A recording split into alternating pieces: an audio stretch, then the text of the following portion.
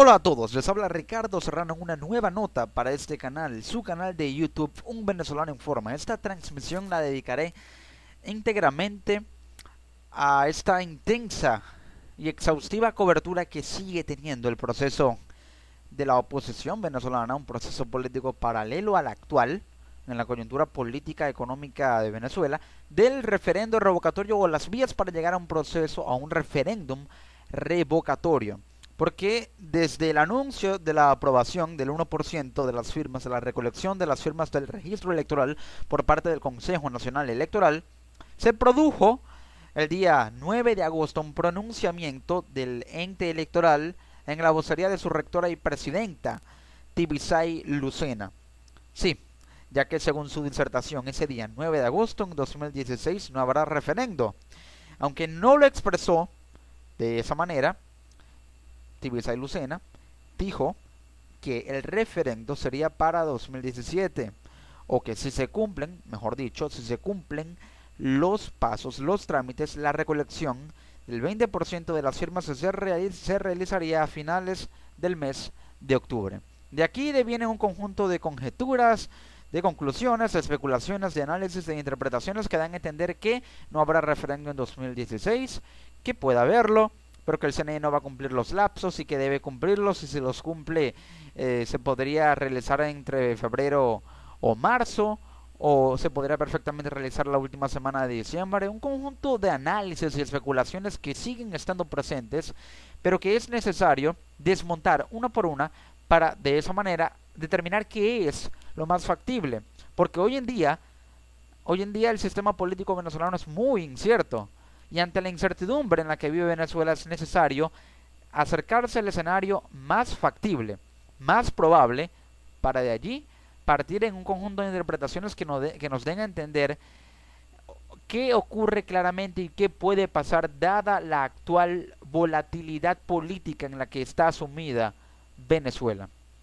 Tibisay Lucena dijo, y lo reitero, la recolección de firmas del revocatorio sería para finales de octubre. La presidenta del CNE afirmó que el Poder Electoral no acepta presiones de nadie. Nuestro deber está con la garantía de los derechos constitucionales, puntualizó. La presidenta del CNE informó detalles el martes 9 de agosto sobre el referendo revocatorio solicitado por la MUT en contra del presidente de la República, Nicolás Maduro. En este sentido, Lucena afirmó que el ente electoral tomará la decisión sobre la recolección del 20% de las rúbricas entre el 14 y el 16 de septiembre, cuando perfectamente, cumpliendo con los lapsos, la recolección del 20%, una vez aprobado el informe, de acuerdo a las resoluciones y al reglamento que el mismo CNE aprobó en 2007, debería llevarse a cabo la recolección del 20% los días 10, 11 y 12 de septiembre. Pero no, el CNE ya ha anunciado que apenas tomará la decisión sobre los días en los que se recolectarán esas firmas del 20% entre los días 14 y 16 de septiembre. ¿Qué quiere decir? Que para mediados de octubre, o incluso finales, de acuerdo a lo que dice el CNE, el 20% se llevaría a cabo. Y cito lo que aseveró Tibisay Lucena, presidenta del CNE. Si se cumpliesen todos los requisitos solicitados, la recolección de las manifestaciones de voluntades se realizaría para finales del mes de octubre. De igual forma, agregó que el revocatorio se realizaría en 90 días continuos después de la aprobación del 20%. El CNE no puede apurar ni retrasar este mecanismo constitucional. Ahora, Tibisay Lucena asegura y alega que debe realizarse en 90 días continuos, cuando este es un plazo técnicamente innecesario, porque ya ha habido ocasiones, por ejemplo, en el referéndum que se realizó sobre el fallecido expresidente Hugo Chávez, se realizó en 4 meses todo el proceso, y en un mes se convocó a la cita de la consulta. Pero el CNE actualmente quiere convocar a 3 meses o en 3 meses a la cita de la consulta del referendo revocatorio, cuando es un plazo innecesario, dado que lo cumplió en un tiempo menor en la época del fallecido presidente Hugo Chávez. Esto quiere decir que no es obligatorio que se realice en 90 días exactamente, aunque lo estipule la Constitución. Esta reza, o no reza que es de obligatoriedad, puede ser antes, pero el CNE se apega a la norma autointerpretada o unilateralmente interpretada de que tiene que ser en 90 días obligatoriamente. Igualmente, indicó que la Junta Electoral tiene 15 días para presentar una propuesta del cronograma de recolección de firmas. Asimismo, aseguró que el revocatorio no es una fórmula para desestabilizar, sino un medio de participación política que establece la Constitución. Pero luego de la declaración de Tibisay Lucena, ¿qué preguntas podemos hacernos con respecto a el proceso del referendo revocatorio y qué interpretaciones pueden darse? Según lo que expone el articulista Eugenio Martínez, pero también periodista experto en asuntos electorales en el portal Pro Da Vinci, según el cronograma tentativo presentado por Lucena, no será sino hasta el 16 de septiembre cuando el organismo comercial se pronuncie. Anótenlo, 16 de septiembre. En un mes, el CNE se pronunciará sobre el 20% del proceso del referendo revocatorio. Sobre la pertinencia también de la solicitud de la activación del referendo revocatorio que presentó la oposición venezolana el pasado 2 de agosto. Al momento de redactar este texto no existe explicación oficial de por qué la decisión del CNE sobre la solicitud del revocatorio se anunciará entre el 14 y 16 de septiembre. Esto quiere decir que el CNE no ha dado motivo alguno, simplemente lo dijo, sobre por qué anunciará su decisión de apenas la solicitud de aprobación del 20% los días 14, 15 o 16 de septiembre, cuando el artículo 21 de las normas para regular la promoción y solicitud de referendos revocatorios aprobados por el CNE establece que el CNE dispone de hasta 15 días continuos, es decir, 2 semanas, para realizar el análisis del documento, y el CNE hará el análisis y se pronunciará un mes después, no en 15 días, que son 2 semanas, sino en 4 semanas después. Es decir, el doble, en 30 días. Si la oposición entregó la solicitud de activación del revocatorio el 2 de agosto y existen 2 días hábiles para subsanar recaudos, el lapso de 15 días continuos debía comenzar el 5 de agosto, fecha que ya pasó, ya que nos encontramos en el momento para el cual está siendo grabada esta transmisión, 15 de agosto. No obstante, tomando como punto de partida el 16 de septiembre y considerando que el artículo 24 de las referidas normas le confiere hasta 15 días hábiles la jornada para recolectar las firmas equivalentes al 20% de los electores inscritos en el registro electoral, podría celebrarse durante la última semana del mes de octubre. Pero ¿por qué, se pregunta este periodista en este artículo, por qué Lucena no divulgó antes un cronograma del proceso? Eso hay que tenerlo muy en cuenta. Ahora pues, es importante determinar esto, porque la mayoría de las rectoras se negaron a esta petición reiterada. Sin embargo, en su declaración, Rondón, el rector del CNE, que es más flexible con la oposición, por así decirlo, claramente de corte opositor, muy diferente a las otras 4 rectoras, más de corte oficialista, le recordó a Tibisay Lucena que, y cito, la inexistencia de un cronograma desde el momento de la solicitud de la activación del revocatorio, es decir, el informe del 20%, ha lesionado el principio de imparcialidad que debe garantizar el ente y ha ido en detrimento de la igualdad que debe existir entre las partes. Por eso insistí en la divulgación previa de un calendario integral de las 3 fases de la solicitud del revocatorio: promoción, recolección del 20% y realización del referéndum. Lo que planteaba este rector era un cronograma, un calendario en el que se establecieran las fechas para promover el revocatorio, para recolectar las firmas del 20% y para realizar el referendo. Y entre estos procesos, la aprobación del informe del 20%, la solicitud, la instauración y establecimiento de los puntos y posteriormente la convocatoria a la consulta para el día de realización del referendo con fechas establecidas. Esto no sucedió y el CNE, al anular este proceso, probablemente por consenso de rectoras que son de corte oficialista dentro del directorio del CNE, contra un rector que es opositor claramente al gobierno venezolano o al actual proceso político, entonces se violó el principio de imparcialidad y también se está violando otro principio, el principio de celeridad. Ha habido dilación, no ha habido demora, por supuesto, no ha habido transparencia, y esto aunado a que no se tome en cuenta la solicitud expuesta por un rector y las otras 4 rectoras no toman en cuenta la solicitud de un compañero de directorio, como lo es este rector, Luis Emilio Rondón, se violó la imparcialidad o el principio de imparcialidad. Y al haber estas 2 violaciones, hay una clara falta del CNE que incluso podría ser sancionada, aunque no ha sido así, debido a que no hay, lamentablemente, separación ni transparencia en el poder o en el sistema de poderes públicos de Venezuela. Entonces la oposición comenzó el proceso del revocatorio en abril tal como lo indicó Lucena.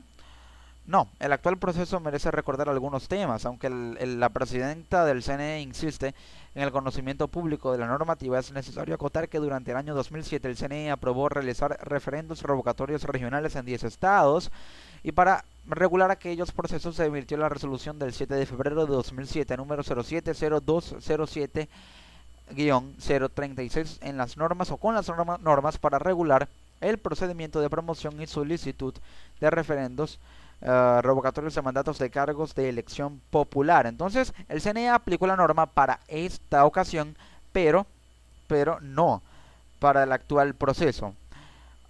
Diversos expertos y periodistas alegan lo siguiente: en conclusión, Tibisay Lucena tendió la cama sobre el revocatorio, poco probable que se realice en 2016, fecha probable, febrero o marzo de 2017. Esto lo informaba el periodista Alberto Rodríguez, @AlbertoRT51 en su cuenta en Twitter, un periodista venezolano de la cadena Telemundo.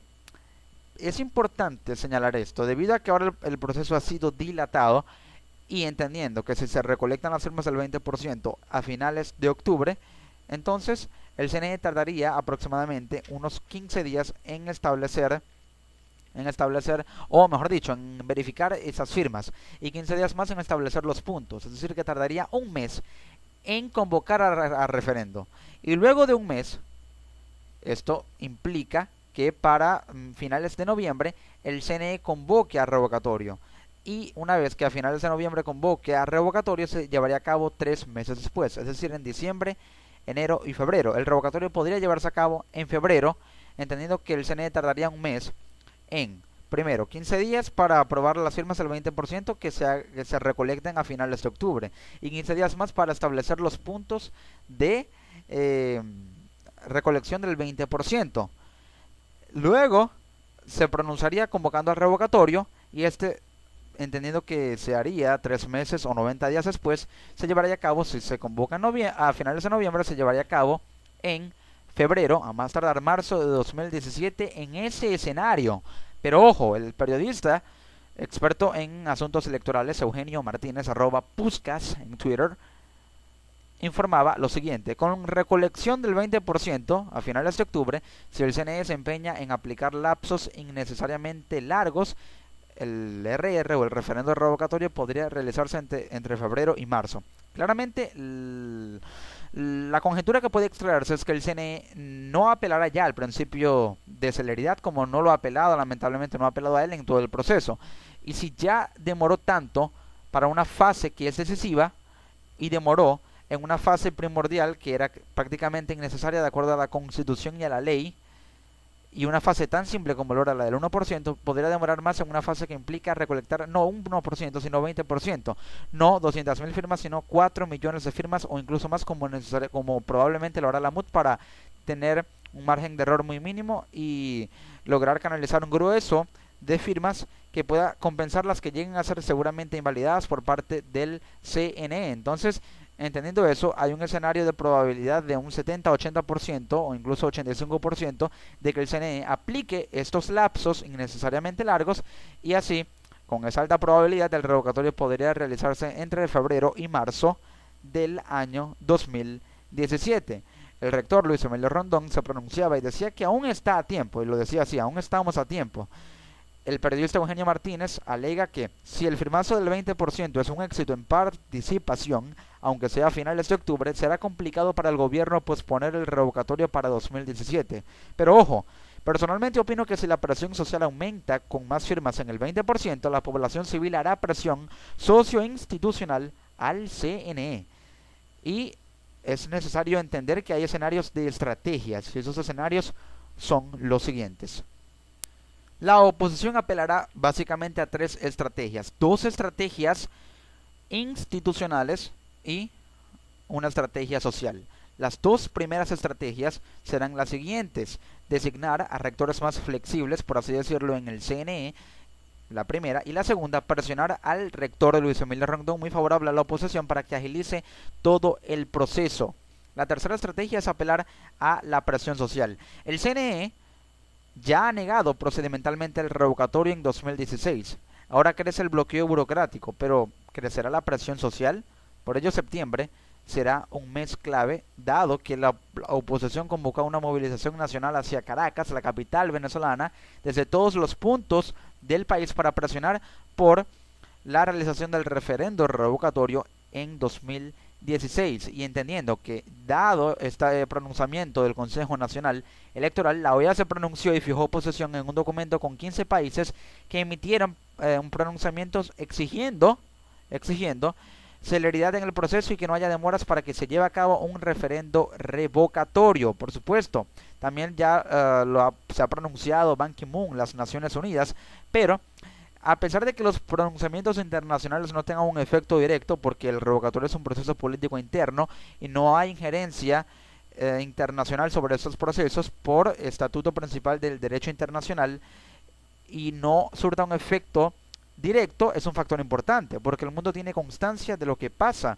en Venezuela, ya que el apoyo internacional es estrategia y es una herramienta de presión y apoyo en organismos, como lo que pasó en la OEA con ese pronunciamiento de 15 países de la Organización de Estados Americanos. Así lo argumenta un colega periodista, @SR venezolano, Carlos Guerrero, y es muy importante esta opinión porque, como contraargumento y en mi opinión personal, la estrategia pasa por la movilización nacional y la reestructuración institucional.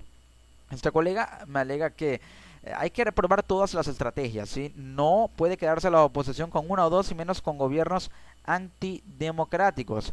Ahora, esa estrategia de movilización nacional se basa en la marcha a Caracas el 1 de septiembre, que implica una presión que haría que el CNE asumiera una posición de autocrítica, de autorreflexión, con base en una masa social que apela al descontento y a la escalada de tensiones, fijando posición, fijando postura y, de alguna manera, apelando al artículo 350 de rebelión contra todo régimen que socave los derechos humanos y las garantías y libertades políticas, sociales y económicas, ya que así lo estipula la Constitución. Y la reestructuración institucional pasa por la estrategia que utilizará la MUD, de la que ya hablaba, sobre designar a rectores más flexibles, ojo, es mi opinión, más flexibles en el CNE. Y esto pasa por lo que ya la Asamblea Nacional llevó a cabo al designar un comité de postulaciones electorales, con un as bajo la manga. Lo informa el diario El Nacional, porque la sustitución de las rectoras Tania de Amelio y Socorro Hernández regresó al Parlamento con el tema de la nulidad de las sesiones. Sí, la Asamblea Nacional articuló una de las estrategias para lograr cambios políticos en los poderes públicos con la designación del comité de postulaciones electorales, sin que su decisión sea invalidada. La oposición se enfrentó a los argumentos de nulidad que esgrimió el oficialismo desde la incorporación de los parlamentarios del Estado Amazonas, suspendidos por el Tribunal Supremo de Justicia, pero se adelantó un paso a la bancada oficialista al hacer que Rommel Guzamana y Julio Garza no votaran en esa parte de la sesión ordinaria. ¿Por qué? Porque se supone que si están en un ejercicio ilegal, nulo e irrito de sus cargos, debido a que hubo usurpación de funciones, presuntamente, entonces no es válida su participación. Y si no es válida, no puede haber de alguna manera una objeción del oficialismo contra votos que no son válidos, ya que en teoría y jurídicamente no existen, y por ello la Asamblea Nacional, entendiendo que teóricamente están suspendidos, emitió posesión, se adelantó al oficialismo y se enfrentó a estos argumentos designando un comité de postulaciones electorales. ¿Qué busca este comité?